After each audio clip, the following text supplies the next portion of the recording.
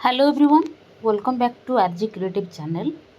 तो फ्रेंड्स आपणकर आईबीपीएस तरफ रिक्रुटमेंट आउट होती जोटा कि आपणकर बैंक पीओ आउ एमटी ये पोस्ट पाइंका। तो कौन रही क्राइटेरिया मु आपको ये वीडियो माध्यम जनइबी। जदि चैनल नुआ अच्छा ताहले चैनल को प्रथम सब्सक्राइब कर दिंतु, पाखर थी बेल आइकन को प्रेस करूँ जहाँफल मोर सब वीडियो नोटिफिकेशन आपण मान पाखे प्रथम पहुँच। जदि वीडियो भल लगी ताहले लाइक करेंगे, सांग मान पाखु शेयर करेंगे। तो फ्रेंड्स आपणकर पोस्ट रोची पीओ एंड एमटी। पीओ माने जोटा आपणकर रोची प्रोबेशनरी ऑफिसर आउ एमटी माने मैनेजमेंट ट्रेनी पोस्ट, जो थी कि वेरियस टाइप रो आपणकर वैकेंसी बाहरी।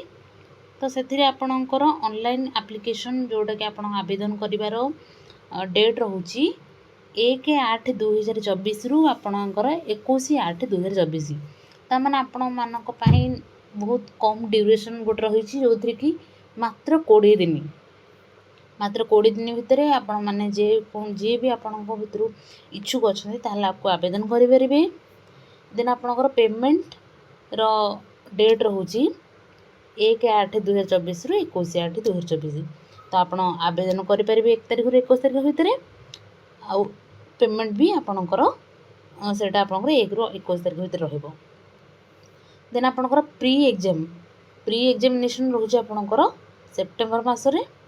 देन आपणकर download of call letter for online examination preliminary सेटा कि आपणकर अक्टोबर रे रहुची। देन आपणकर ऑनलाइन एग्जामिनेशन जोटा कि आपणकर प्रिलिमिनरी सेटा आपणकर अक्टोबर रहुची। रिजल्ट ऑफ ऑनलाइन एग्जामिनेशन जोटा कि प्रिलिमिनरी आपणकर रिजल्ट रोची अक्टोबर किंबा नवेम्बर रे आपणकर आसीबो। देन आपणकर download of call letter for online examination रोची मेन रो नवेम्बर। मेन रो ऑनलाइन एग्जामिनेशन रोची आपणकर से नवेम्बर रे। देन मेन रो आपणकर रिजल्ट रोची आपन डिसेंबर किंबा जनवरी 2025 रे। देन मेन्स एग्जाम पर आपणकर जो इंटरव्यू रोची सेटा जनवरी किंबा फेब्रुआरी 2025 रे हो।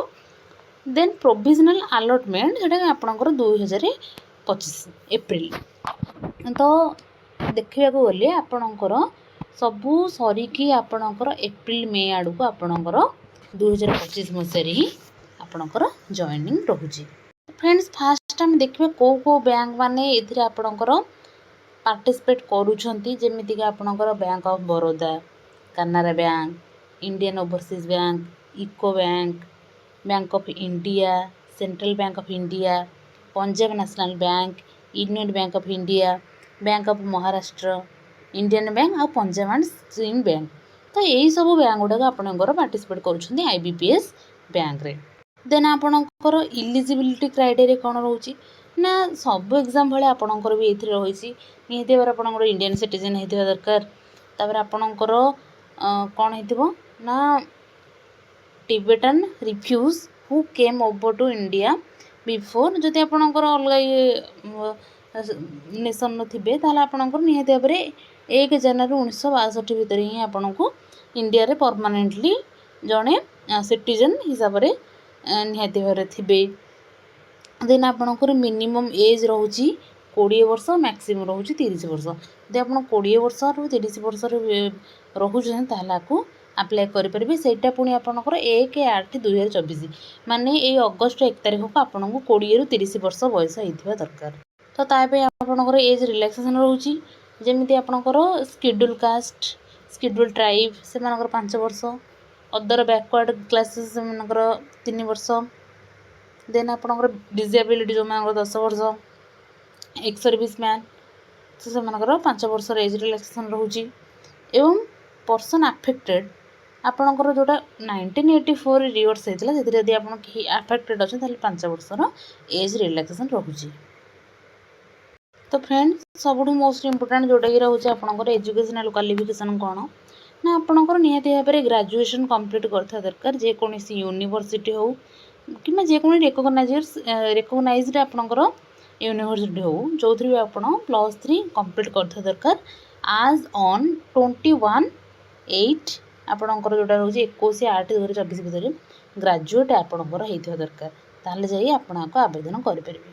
तो फ्रेंड्स तापी आपणकर आवेदन करिया पई आपणकर फीस भी रहउची जेमति कि आपणकर 175 टंका रहउची आपणकर SC ST with include GST 175 टंका आपणकर रहउची SC ST PWD जो माने कैंडिडेट अछंती आ 850 टंका रहउची आपणकर जो माने अदर जो माने रहले जनरल OBC ए माने सब आपणकर 850 टंका रहउची फीस।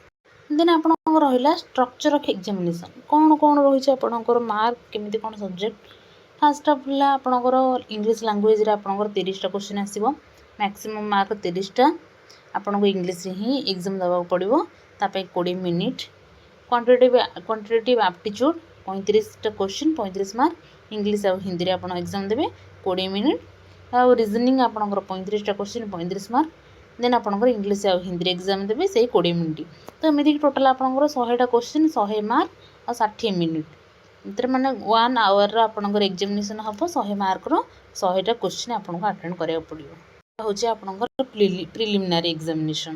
तापर देखिए मेन एग्जामिनेशन रे कोन रहउची ना मेन एग्जामिनेशन आपणकर आउ टिके लेंदी कर देछि जेमिति कि आपण रीजनिंग आ कंप्यूटर 45 टा क्वेश्चन 60 मार्क रहउची 60 मिनिट देन जनरल इकोनॉमिक या बैंकिंग अवेयरनेस 40 टा क्वेश्चन होची 40 मार्क रो इंग्लिश हिंदी रे क्वेश्चन आंसर माने एग्जाम देबे 35 मिनिट में।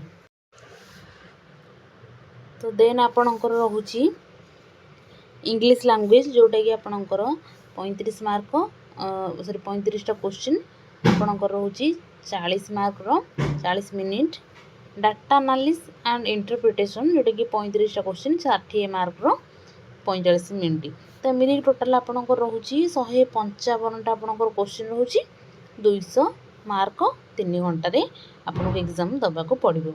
ता सहित आपणकर गोटे रहउची इंग्लिश लैंग्वेज एसे रिटिंग सेटा आपणकर 2 टा क्वेश्चन पड़िबो 25 मार्क रो 30 मिनिट आपणकर टाइम रहउची। तो आपणकर टोटल जो पोस्ट रहउची 4455 तो आपणकर डबल फॉर डबल भाई 4455 पई पोस्ट पई आपणकर रिक्रूटमेंट आउट हेची। तो जते सब आपणकर जहाँ भी इम्पोर्टेंट जिनस थिला म आपनके वीडियो माध्यम जनइली आउ आपण यार जो ऑफिशियल साइट सेठी जाइकी भी आपण विजिट करि परिबे। तो ऑफिशियल साइट देखंतु तो ऑफिशियल साइट वेबसाइट होची www.ibps.in जाइकी आपण पूरा भलसे आपण देखि परिबे कौन कौन रही आउ थे भलसे पढ़ी पारे। तो जहाँ सब इम्पोर्टेंट नोटिस जहाँ भी आपंकर एलिजिबिलिटी क्राइटेरिया थिला मैं आपको वीडियो माध्यम जनइली वीडियो भल लगी लाइक करेंगे। रोची जय जगन्नाथ।